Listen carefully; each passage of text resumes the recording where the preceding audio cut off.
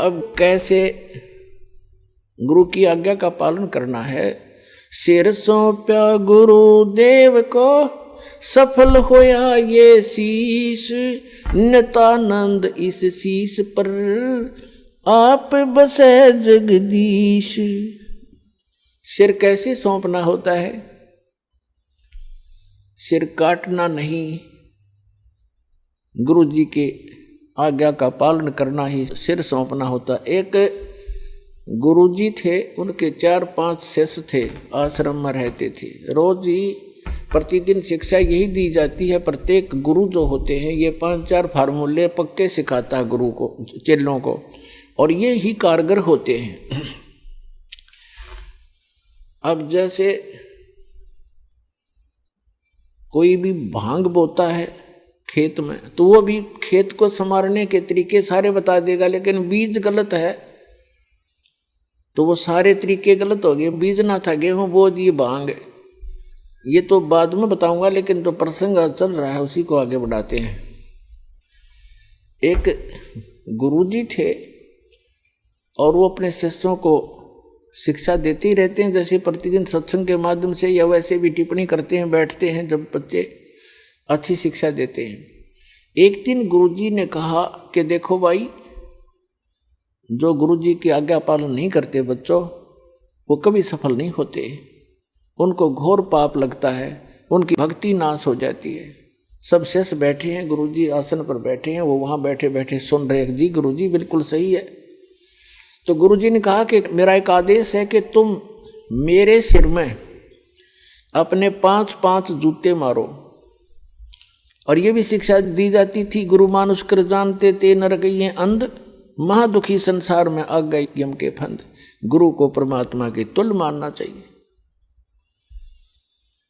अब उनके सामने धर्म संकट खड़ा हो गया। गुरु जी की आज्ञा का पालन नहीं करें तो भक्ति का नाश हो गया, और गुरु जी की तरफ हाथ कर दिया तो कट जाए वो हाथ, इससे अच्छा था। तो उस गुरुदेव ने कहा, रहा मैं क्या शिक्षा दे रहा था तुम्हारे को, बस ऐसे भक्त तो मेरी आज्ञा का पालन नहीं कर रहे। नीची गर्दन कर ली। एक खड़ा हुआ, अपना जूता निकाला, गुरुजी के पास आकर बैठ गया और अपने सिर में 5 जूते मारे, मट्टाए मट मट्टाए मट। तब गुरुजी ने कहा, भाई डंडी मत मारे, तेरे सिर में नहीं मेरे सिर में कहा था मैंने। तब उस चेले ने कहा कि गुरुदेव, इस दास का शीश भी तो आपका ही है।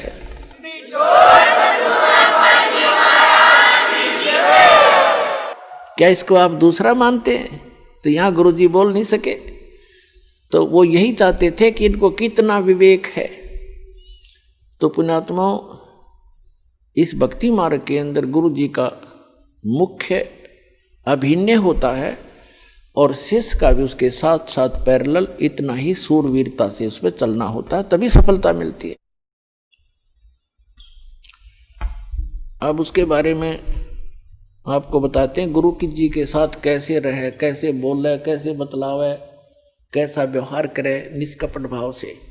दंडवतम गोविंद गुरु बंधु अविजन सोए, पहले वे प्रणाम तिन नमो जो आगे होए। गुरु को कीजय दंडवतम कोटि कोटि प्रणाम, कीट न जाने भृंग को यों गुरु कर ले आप समान। गुरु गोविंद कर जानियो रहियो शब्द समाए, मिले तो दंडवत बंदगी नहीं पल पल ध्यान लगावे।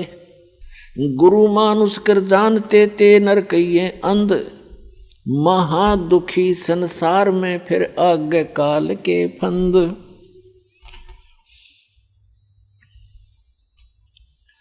कबीरा ते नर अंध हैं गुरु को कहते और, हरि के रूठे ठोर है भाई गुरु रूठे नहीं ठोर। गुरु गोविंद दोनों खड़े काके लागू पाए, बलिहारी गुरु अपना जिन गोविंद दियो मिलाए। अपने आत्माओं कितना महत्व है सच्चे सतगुरु का, कि जैसे उदाहरण आपको बहुत बार दिया है। जिस व्यक्ति के ऊपर आपदाएं आती हैं वो स्वयं स्वीकार करता है और कहता है कि मेरा राम रूठ गया, मेरा भगवान रुष्ट हो गया, आज मेरे ऊपर दुख पर दुख आ रहे हैं।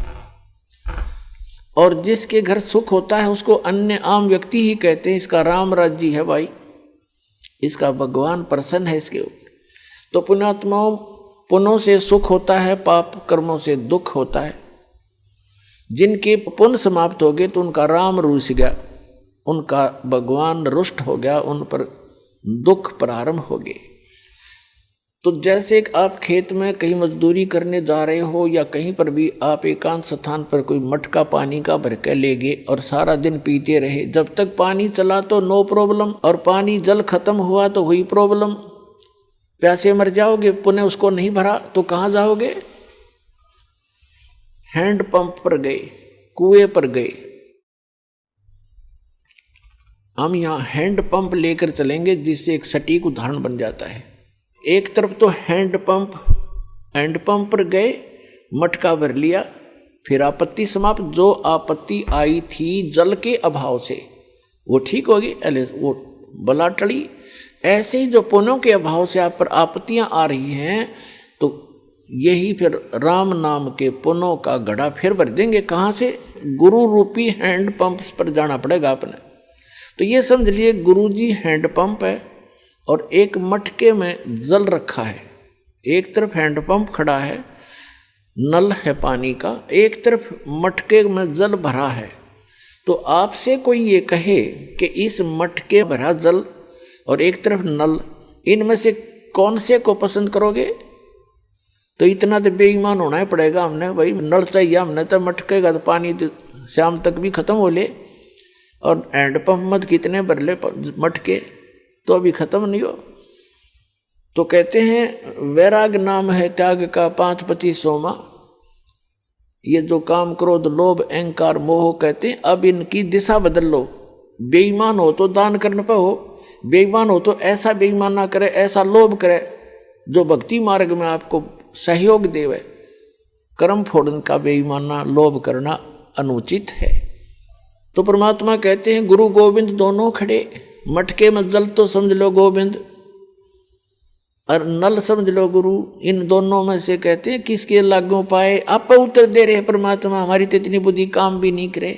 बलिहारी गुरु अपना जिन गोविंद दियो मिलाए।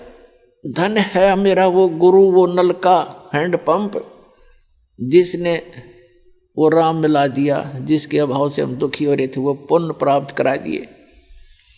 तो पुणात्मा परमात्मा कहते हैं गुरु मानुष कर जानते ते नर कहिए अंध, महादुखी संसार में आ गए यम के फंद।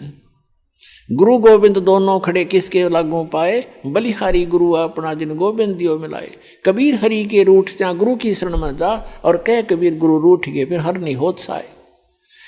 अब जैसे आपका राम रूठ गया, आपके पुण्य समाप्त हुए, गुरु मिल गए तो रोज भर लो बाल्टी, दिन में 10-10 बार। और फिर कहते हैं यदि आप जी ने हैंड पंप खराब कर दिया, उसको मिस हैंडल करके, उसकी टेक केयर ना करके, रिस्पेक्ट नहीं की, तो आपका हैंड पंप खराब हो गया, यानी गुरु रूठ गए। फिर आपको वो सुविधा बंद हो जाएंगी मिलनी जो आपको हैंड पंप से मिलनी थी। तो यहाँ कहते हैं कबीर हरि के रूठता गुरु की शरण में जा, कह कबीर गुरु रूठ गए तो हर नहीं होत साए। अब फिर क्या बताते हैं? गुरु से ज्ञान जो लीजिए, शीस दीजिए दान, भौतिक भोंदू बह गए, राख जीव अभिमान। भौतिक भोंदुक बह गए, राख जीव अभिमान। जैसे नित्यानंद जी कहते हैं ब्राह्मण कुल में जन्म था, मैं करता बहुत मरोड़, और गुरु गुमानी दास ने दिया कुबद गढ़ तोड़। तो सत्संग के हथौड़ों से, इस वचनों के हथौड़ों से हमारे अंदर जो गंध जमा पड़ा है या अभिमान का, तो उसको तोड़ दिया जाता है सत्संग की चोट मार मार के। अब क्या अभिमान इस प्राणी का? अब से कितना टीरी खा पाक रहा हो, 1 मिनट में अधरंग मार जा, बांगा मुंह हो जा, माखी लकड़र बड़े, लाल पड़े टपके उस अफलातून के, क्या अभिमान इस मट्टी का, अपना पीछा छुटावे, कर्म बनावे, विनम्र होकर सत्संग में आवे। और कबीर साहब कहते हैं ऐसी वाणी बोलिए मन का आपा खोए, और उनको शीतल करे आप भी शीतल होए। तो इसके लिए अपने अभिमान को त्याग कर दो, आप बात करोगे देखना सामने वाला आत्मा कैसे गदगद हो जाएगी। तो एक भक्त के बोलने का, उसके चलने और बैठने का, उसके नज़र और देखने का तरीका नॉर्मल होता है, और तभी वो भक्त कहता है। एक वैसे बकवादियों की तरह चल रहा है, बकवादियों की तरह चश्मे लाओ और नो टेढ़ा देखे, वो तो ढेर आदमी है, भक्ति करता है चाहे ना करता है। तो सत्संग के अंदर आकर के सत्संगी कहला करके, भक्त कहला करके, उसमें भक्त वाले गुण स्वाभाविक बन जाने चाहिए, तो सत्संग से उनका ज्ञान होता है। तो क्या बताते हैं, गुरु से ज्ञान जो लीजिए, शीश दीजिए दान, और बहुतुक भौंदू बह गए राख जीव अभिमान। गुरु समान दाता नहीं, याचक से समान, और 3 लोक की संपदा सो गुरु दीनी दान।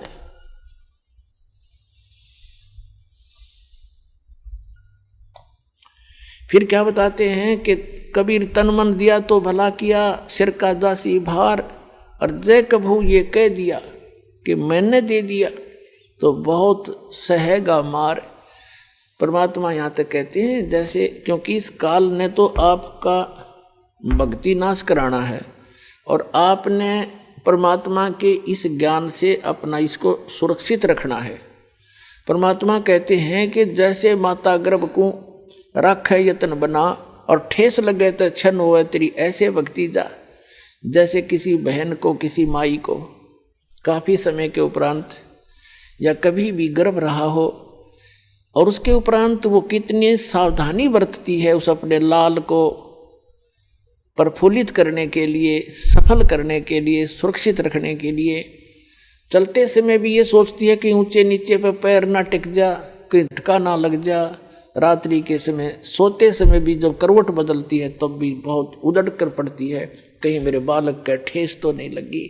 तो परमात्मा कहते हैं कि जैसे माता गर्भ को और रख यतन बना, ठेस लगे तो छन होए तेरी ऐसे भक्ति जा। जरा सा भी कोई झटका लग गया तो तेरी भक्ति ऐसे नाश हो जाएगी जैसे उस माई का गर्भपात हो जाएगा। उसको कितना कष्ट होता है, कितना रोती है उस समय को कि कैसे बात बिगड़ गई। तो परमात्मा याद